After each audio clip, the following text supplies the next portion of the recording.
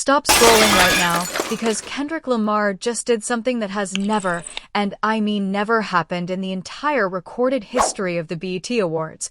And the reaction burning across the internet at this exact moment is so completely deranged that even people who swore they were done with hip-hop drama forever are getting yanked straight back into the middle of it.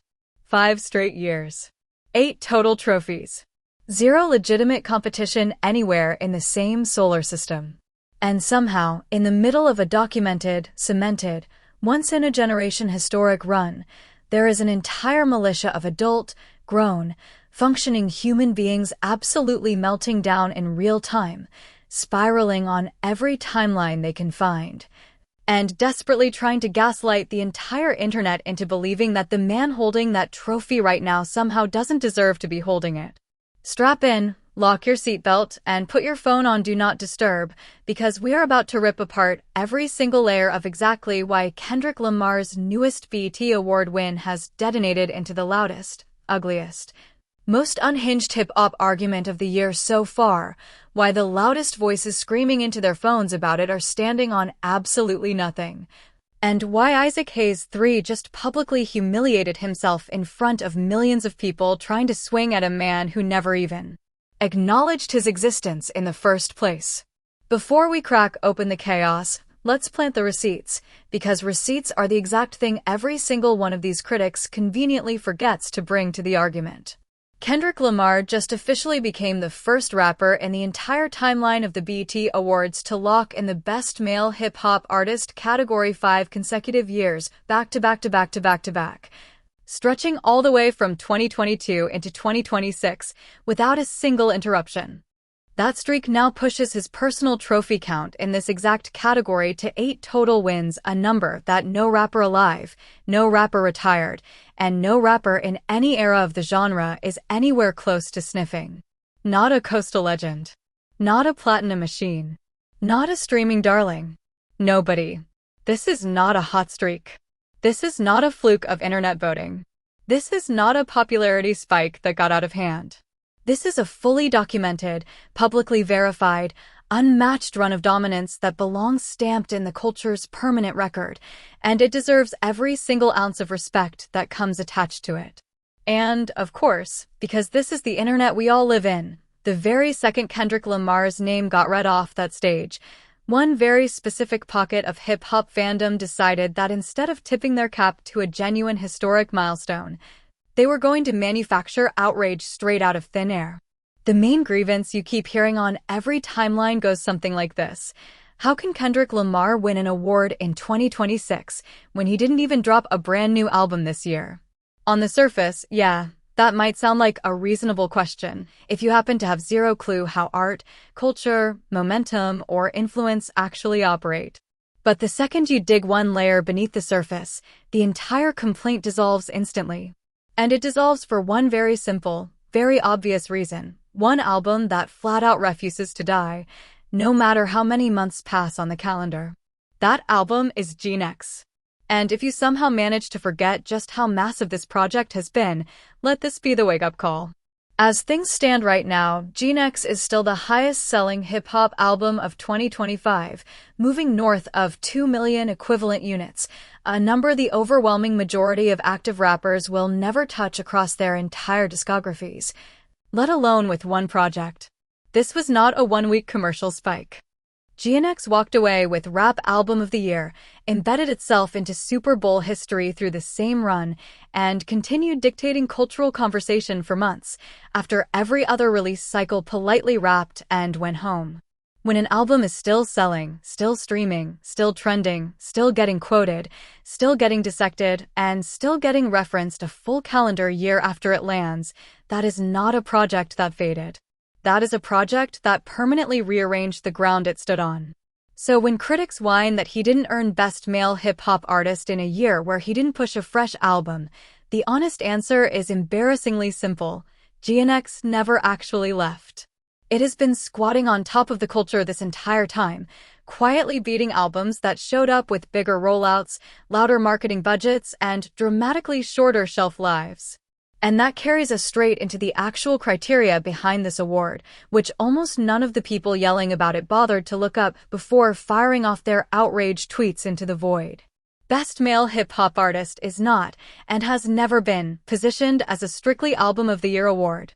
The category is engineered around total cultural impact, influence, staying power, and relevance across an entire eligibility window, not simply whoever managed to slap release something the quickest. Features count.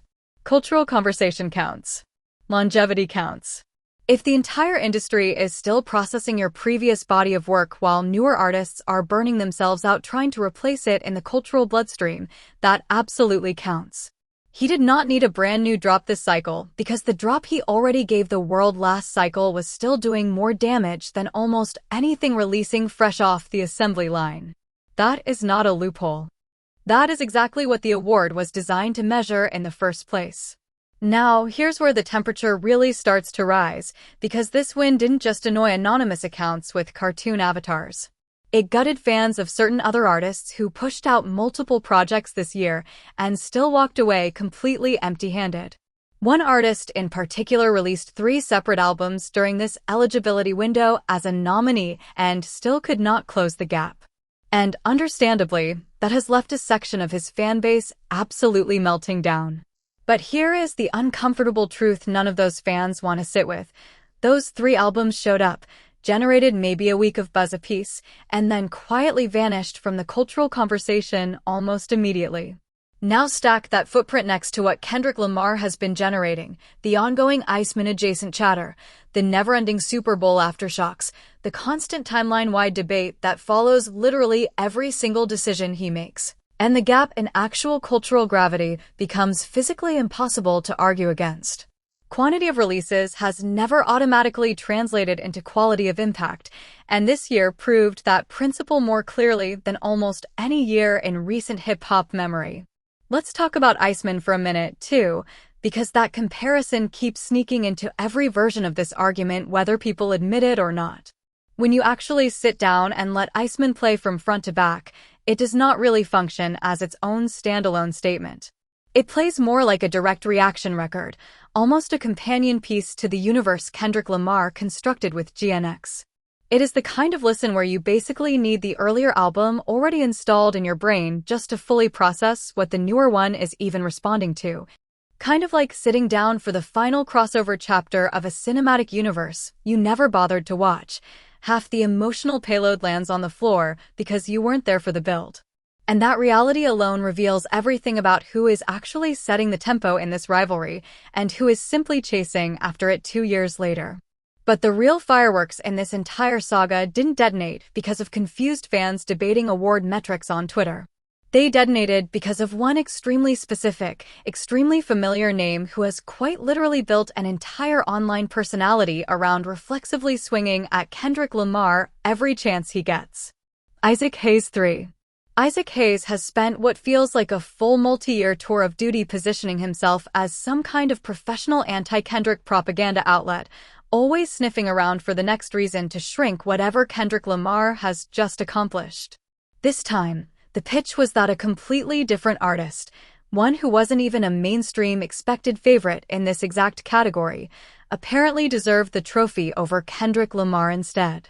Isaac Hayes tried to spin the whole result as some manufactured, industry-orchestrated stitch-up, tossing around phrases about voting strikes and hidden agendas like he had personally cracked open a grand conspiracy in real time. Except there was no conspiracy. There was just Kendrick Lamar doing exactly what Kendrick Lamar has been doing for years, quietly outlapping the noise, while everyone else scrambles for a narrative that makes the outcome feel less inevitable.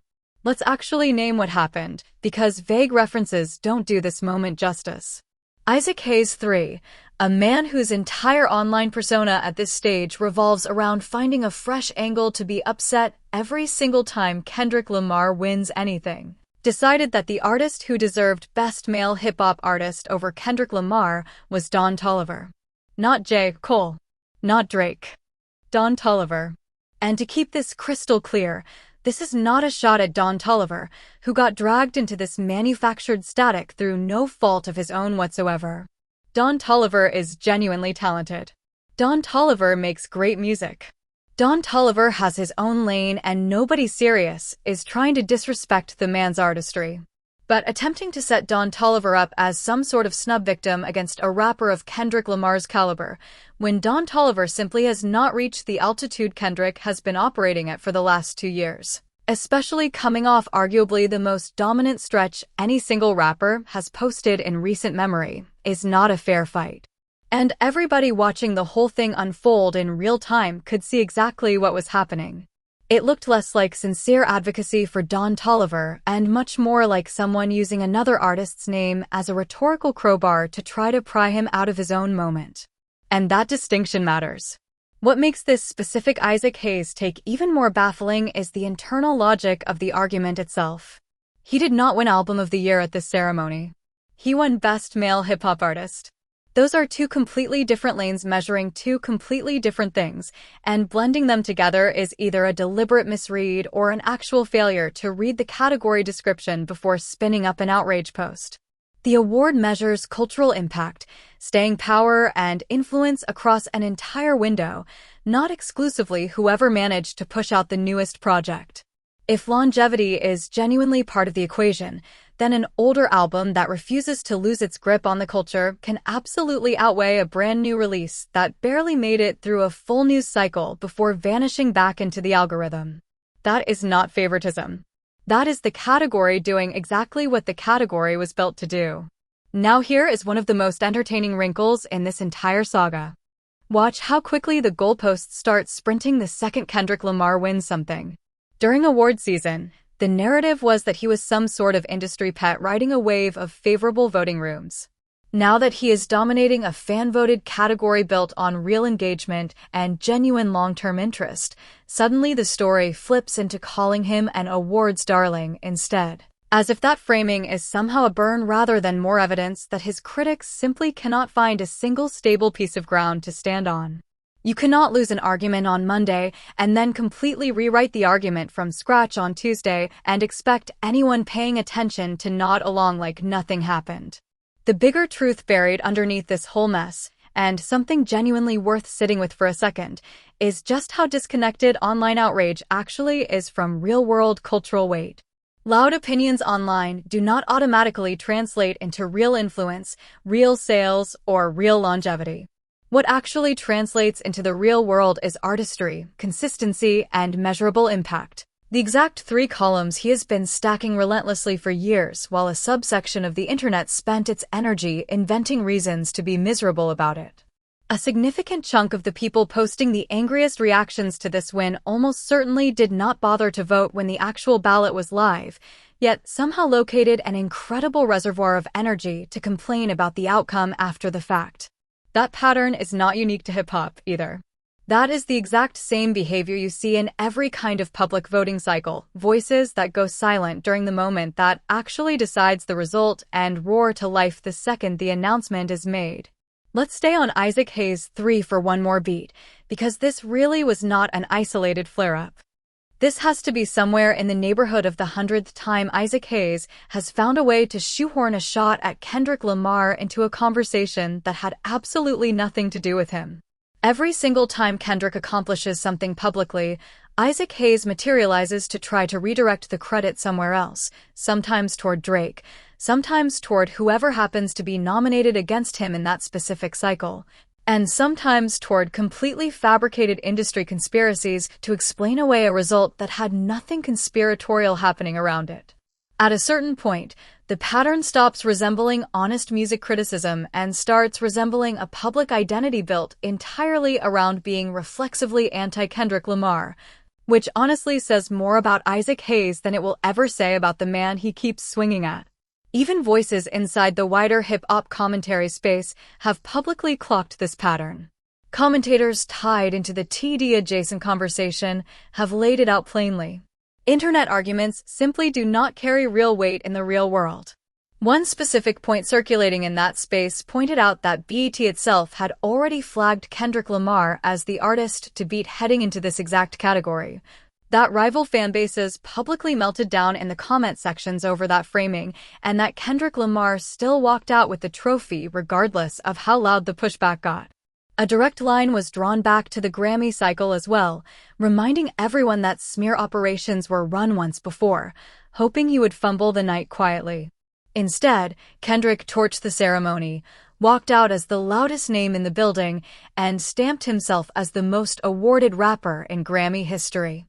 The pattern repeats because the formula behind it never changes: consistent output, minimal noise, and receipts that speak louder than any tweet ever will. There is also a genuinely serious conversation buried inside this controversy about what numbers actually mean versus what they are advertised to represent. Streaming numbers, sales figures, and chart positions can absolutely be inflated through passive listening, music quietly playing inside stores, restaurants, gyms, parties, cars, and the general background hum of somebody's day, without them ever consciously choosing to press play. That kind of ambient exposure inflates a number without ever reflecting real fan engagement.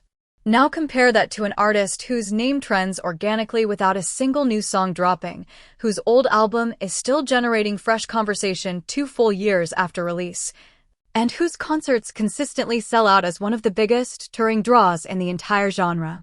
One of those patterns reflects passive exposure. The other one reflects a genuine, engaged, dedicated fanbase that actually shows up every single time. And right now, by essentially every measurable standard that exists outside of raw inflated streaming counts, Kendrick Lamar's audience is doing the heavy lifting in the second category, while several rival camps are quietly leaning on the first. Beyond the numbers debate, take one glance at what's actually dominating hip-hop timelines in real time. A completely unrelated controversy involving another veteran artist questioning Kendrick Lamar's skill level detonated into the single biggest topic in hip-hop within a matter of hours, generating more conversation, more clips, more reaction content, and more genuine cultural buzz than most full album rollouts manage to produce across their entire promotional cycles. That is the kind of gravitational pull no marketing budget in the world can manufacture. It happens because the culture is still actively locked onto every single move connected to his name, whether Kendrick Lamar is the one making the noise or simply the subject that other people cannot stop talking about even when they claim to hate him. Voices inside Kendrick Lamar's own camp have chimed in on this entire situation too, and their message has been refreshingly direct. The internet's opinions and the real world's outcomes are simply not the same currency. Article after article, headline after headline, awards ceremony after awards ceremony, the exact same pattern keeps repeating. Rival fanbases work themselves into a frenzy manufacturing doubt, trying to talk him down before the results even land, and every single time he walks out of the room with the trophy anyway, the loudest night of the ceremony included. At a certain point, you have to just accept that opinions without receipts don't carry actual weight. What carries actual weight is putting in the work quietly, letting the output speak for itself, and stacking measurable results, which is precisely the operating manual he has been running for years while everyone else keeps searching for a new angle of attack. It is also worth flagging that this entire firestorm did not stay contained to one single commentator. The second the win got announced, rival fanbases connected to both Drake and J. Cole flooded the comment sections and timelines with their own outrage variants, essentially arguing that neither of their favorites walking away with a trophy somehow invalidated his victory, instead of, simply reflecting the actual voting criteria as written. But here is the thing that keeps getting lost every single time this argument resurfaces. This is not a Drake versus Kendrick Lamar scoreboard, and it never has been. You cannot log wins and losses for either artist through tweets, comment section threads, or manufactured 48-hour outrage cycles that dissolve before the week is even over. The only scoreboard that has ever mattered in this rivalry is the one built out of real cultural impact, real sales, real streaming behavior from real engaged listeners, and real touring numbers. And on every single one of those fronts, he keeps peeling away from the field in a way that is nearly impossible to argue against with a straight face. So where does that leave the whole discourse right now? It leaves it exactly where it always ends up whenever this specific debate reboots itself. A 5-year undefeated streak for Kendrick. 8 total trophies in one single category. A commercial monster of an album that refuses to stop performing over a year after release. A fanbase that shows up to vote, shows up to stream, and shows up to fill arenas without needing a brand new single to justify the loyalty. And on the other side, a rotating cast of critics who keep swapping out their argument every single time the previous one collapses under basic scrutiny, plus Isaac Hayes III, publicly embarrassing himself trying to manufacture a snub narrative that never actually existed in the first place. None of this means the artists who got dragged into the crossfire of this fabricated drama deserve any disrespect either. This entire situation isn't really about pulling anyone else down. It is about recognizing when a legitimate historic milestone is unfolding in real time and refusing to let manufactured outrage rewrite the record of what just took place. 5 years in a row has never happened before in this category. 8 total wins has never happened before in this category. And whether the loudest corners of the internet want to accept it or not, the numbers, the streak, and the staying power all agree on the exact same conclusion. Now here is where I need you to get personally involved, because this comment section is about to turn into an absolute war zone regardless of which side of this debate you happen to be sitting on. Do you think this 5-year streak of his is officially the most disrespected historic achievement in hip-hop awards history? Do you think the criteria behind this award actually makes sense the way it stands right now, or should artists be forced to drop something brand new every calendar year just to even qualify? And most importantly, do you actually believe Isaac Hayes III finally learned his lesson after this most recent attempt backfired in front of everyone watching? Or is Isaac Hayes III already quietly cooking up the next manufactured controversy while we speak? Drop your take in the comments right now, because I promise this thread is about to spiral into pure chaos inside the hour. If this breakdown genuinely cracked open how deep this rivalry actually runs and how much of the outrage is manufactured smoke, do me one favor before you scroll off, smash that like button. It genuinely helps push videos like this one out to more people who need to see exactly how these fake narratives get built and torn back apart in real time. And if you're not already subscribed, lock that in too, because we're covering every single new angle of this unfolding saga as fresh information keeps landing. Trust me, this story is nowhere close to being over. Flip your notifications on while you're at it, because the next update in this chapter is going to hit even harder than what we just broke down, and you do not want to be the last person in your group chat finding out. At the end of the day, strip away every angry tweet, every manufactured hot take, every Isaac Hayes III attempt to shove a narrative into place that doesn't actually hold under pressure, and you are left with one simple, undeniable fact. Kendrick Lamar did not need a brand new album to prove he still runs this category, still runs this conversation, and still runs this entire era of hip-hop. The streak speaks for itself. The sales speak for themselves. The culture, whether it wants to say it out loud or not, has already made its decision. 5 years running. 8 trophies deep. And judging by everything we just walked through together, this conversation is nowhere close to finished, because the second the next ceremony rolls around, you already know exactly whose name is going to be the first one called on that stage.